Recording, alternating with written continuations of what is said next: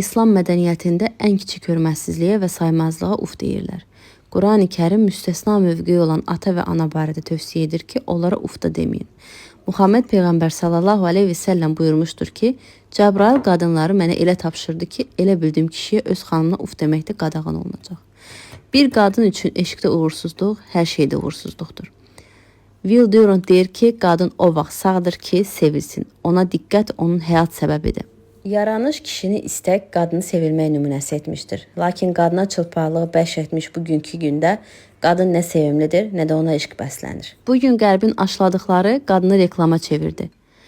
Belə bir dövrdə bu oyunun alətinə çevrilməyin. Qərb yalnız qadınların bədənini çılpaq etmək istəyir. Onlar istəyirlər ki, bizim fikrimiz yalnız bədənimizdə olsun. Biz isə çalışırıq bədənimizə, görkəmimizə diqqət edək. Kim deyir ki, etməyin? Edək. Ancaq bunu kiməsə göstəriş üçün etməyə ehtiyac yoxdur. Və yaxud da vücudumuzu, gözəlliyimizi sərgiləməyə ehtiyac yoxdur. Həm cisminizi, həm də ruhunuzu kirlətməyin.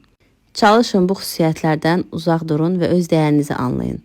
Soyunmaq, açıq-saçıq geyinmək bu inkişaf və müasirlik deyil.